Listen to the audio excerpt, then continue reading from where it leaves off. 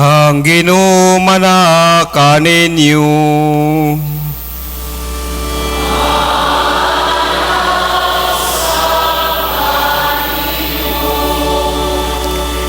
Kinutlogikan sa Ebanghelyo, sumala ni San Lucas.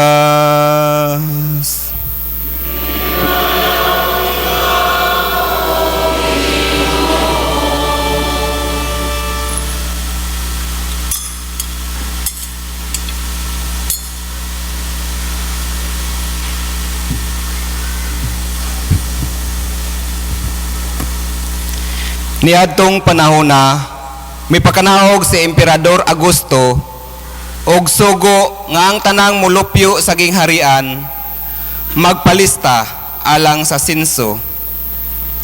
Sa paghimo ni ining unang sinso, si Cirenio may gobernador sa Syria. Busa ang tanan miadto sa ilang tagsa-tagsa kalungsod aron pagpalista. Gikan sa lungsod sa Nazaret sa Galilea, miadto si Jose sa Judea ngadto sa Bethlehem, ang lungsod nga natawhan ni Hari David. Miadto si Jose didto kay kaliwat man siya ni David. Ang tuyo niya mo ang pagpalista uban kang Maria nga iyang sinayuran nga mabdos ni atong higayuna. Og samtang didto sila sa Bethlehem, miabot ang panahon nga manganak na siya. Nanganak siya sa iyang panganay nga lalaki, ug iputos niya ang bata sa panapton ug ipahiluna sa pasungan, kay wala na may luna sa balay nga abutanan.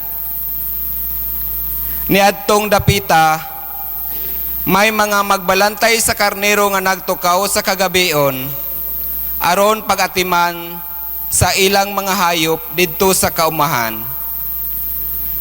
Mitungha kanila ang usa ka anghel sa Ginoo ug nadanagan sila sa himaya sa Ginoo ug nalisang sila pag-ayo. Apan ang anghel mingon kanila, ayaw kamo kahadlok, kay ania ako nagdalag maayong balita alang kaninyo nga makalipay pag-ayo sa tanang katawhan. Kay karong gabi na nataw sa lungsod ni David ang inyong manluluwas, ang Kristo nga Ginoo. Mao kini ang inyong ilhanan. Makaplagan ninyo ang usa ka bata nga giputos og panapton og naghigda sa pasungan. Og sa kalit mitungha usab uban sa mga anghel ang usa ka dakong panon sa mga anghel sa langit nga nag-awit og mga pagdaig sa Dios. Dalaygon ang Dios sa kahitasan og sayuta panagdait sa mga tao nga iyang gikahimutan. Ang Ebanghelyo sa Ginoo.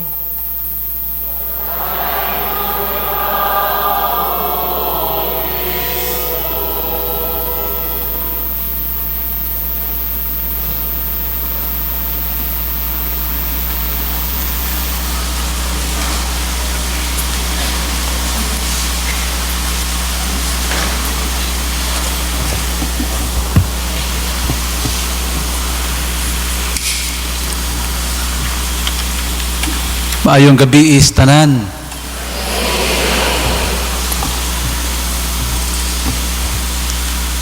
Usa ka adlaw ni ana kining kindergarten school nga gidumala sa mga madre, naghimog Christmas party. Kunya, ma-imagine na ninyo, bawa ka ni mga batang gagmay, alirawos ka dyan, no? Dagandagan na, dagandagan. Masa na, aliwaros. aliwaros kaadto. Unya daghan kay mga pagkaon giandam sa mga madre. Mga lamisa puno sa pagkaon.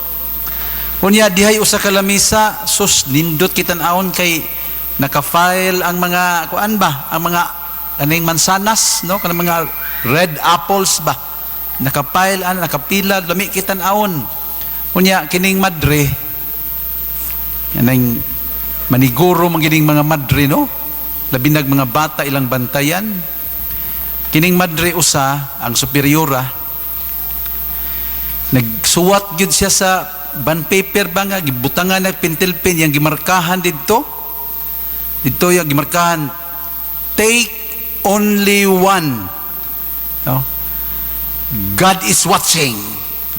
Yeah, okay. Di ba nan kana? So yang gipapilit dito sa lamisa sa mga mansanas, take only one. Sa ato pa kuha lag usa ka mansanas na arbay Ginoo gabantay. God is watching, no? Unya gipapilit niya dito.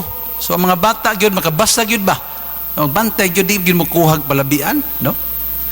Unya dito pikas lamisa diha pug mga sus lami atan naawon oy kanang mga mangga ba nga yelo kayo bitaw nga hinugyo kayo ba nakapila po dito patong-patong. Unya kay diha may estudyante nga kanang marukoy pong bata agapito man kuno ngan gasulat siya note niya iyang gipapilit didto iyang gipapilit didto kabalo mo kung sa'yo nasulat sa iyang note iyang gisuwat didto take eat all you can niya sa ubos God is watching the apples. Malditong bata no? Kaon kuno diha bahalag pilay mong hotdon total ang Ginoo to aman gabantay pikas lamisa. Mga igsoon mangutan ako disaman ang Ginoo sa dihang galinog sa buhol.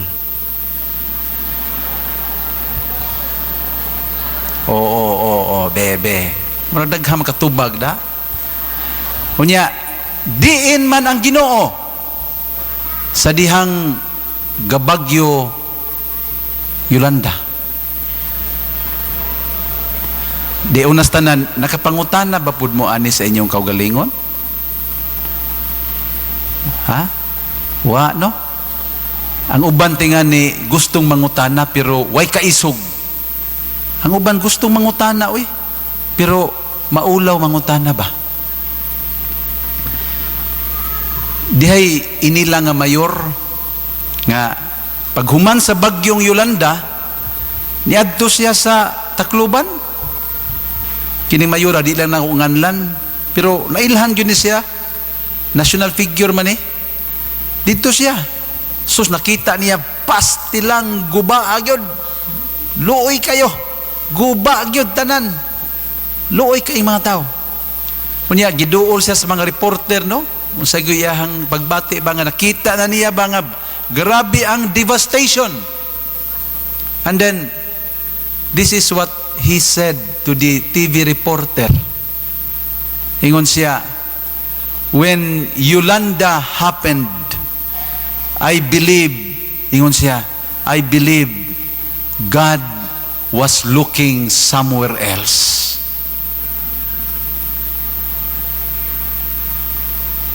When Yolanda happened, I believe God was looking somewhere else. Iyang gipasabot mga igsuon ko nga sa pag-atake ni bagyong Yolanda nilingiw ang Ginoo. Kasagbot ba mo anang pulong nga nilingiw? Ug wala magpakabana sa mga tao. Sakto ka ning giingon sa mayor? What do you think? Kung di ni sakto nan ang pangutana, disamang gyud ay ang Ginoo sa pagkahitabo sa linog ug sa bagyo.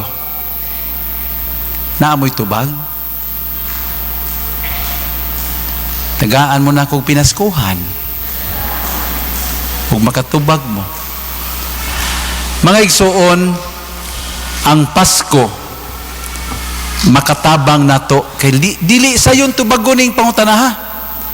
Pero ang Pasko na atong gisaulog karong adlaw, makatabang nato sa paghatag og tubag ni anang maong pangutana.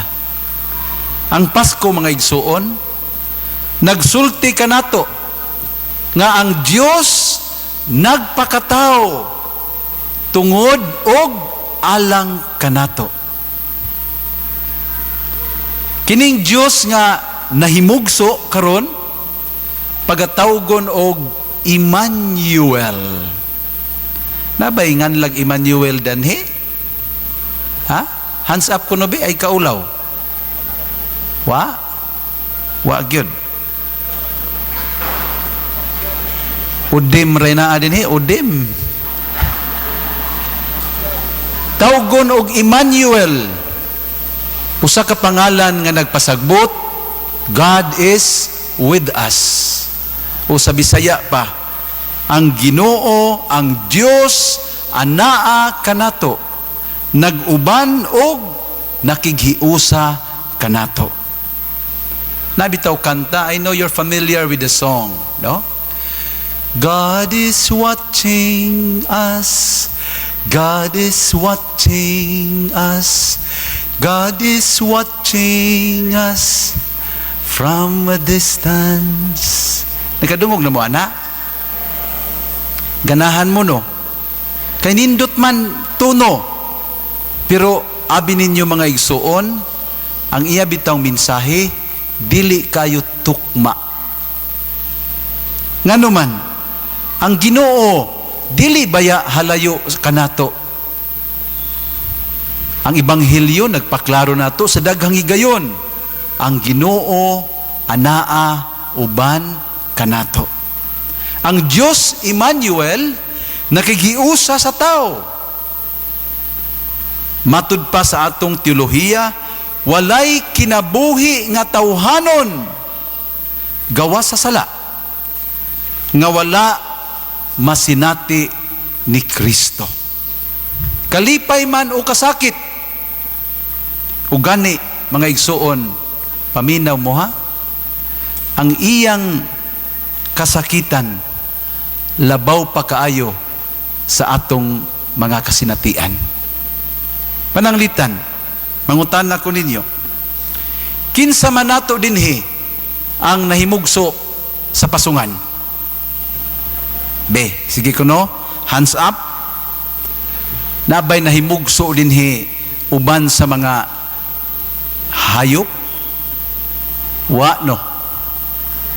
Naatingan ni nahimugso sa kalisod, pero aduna bay mas lisod pa sa pagkahimugso sa baho ug hugaw nga lugar uban sa mga mananap ug taliwala sa mamingaw ug mabugnaw kagabion? Kinsa man nato dinhi naabay hagnaanon nga gilutos sa usa ka daotang hari samtang siya nagmasusupa sa iyahang inahan? Naaba dinhi? Walo. Kinsa man nato dinhi nagbuhat og maayo, nagsakripisyo sa pagpanudlo ug sa pagpanambal, unya giakusahan nga giwaan? Naa ba? Kinsa man nato dinhi ang nahigugma pag-ayo sa iyang mga higala, unya didto sa kaulahian, gibudhian ug gibiyaan sa iyang mga kahigalaan? Naa ba? Janet, naa ba? Kinsa man nato dinhi ang gibilanggo tungod sa sala nga wala niya mahimo, gihikot sa haligi o gilatigo, gikurunahan og mga tunok, unya gilansang o gipatay sa krus? Naa ba? Mga igsuon, ang Pasko nagtudlo kanato karon nga kining Ginoo nga atong gisimba nagpakatao para kanato dili halayo sa atong kasinatian. Kauban nato siya ilabi na panahon sa kasakit. Sayop, again, sayop ang gisulti sa maong mayor nga ang Ginoo wala manungbaling sa mga tao panahon sa trahedya. Dis amang gyud ay pader ang Ginoo sa pagkahitabo sa linog diri sa Bohol ug sa bagyong Yolanda. Ang tubag mao kini, didto siya taliwala sa hitabo. Ug kauban siya sa daghang mga biktima sa maong mga trahedya. Atuwa siya sa pamilya nga nawad-an og panimalay. Anaa siya sa kasing-kasing nga gikuyawan og nalisang. Anaa usab siya sa mga tao nga nagbangutan tungod sa pagkawala sa kinabuhi ug sa mga kabtangan. Ug mao kini mga igsuon ang maayong balita para kanato karong gabi una sa atong kalipay ug ilabi na gyud sa atong kalisod. Wala kita mag-inusara. Ang Dios unas tanan, Emmanuel, anaa nakig-uban kanato.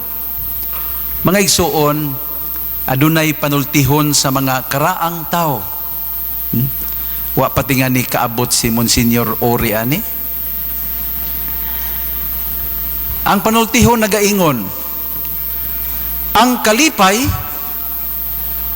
kon aduna kay kauban madubli. Ang kasakit kun aduna kay kauban makuhaan. Sakto ba? Ha? Sakto kaayo. Ang pagpakighiusa mga igsuon ilabi na gyud sa panahon sa kalisod usa ka Dios nung hiyas. Maghatag ni nato og kadasig og kalipay.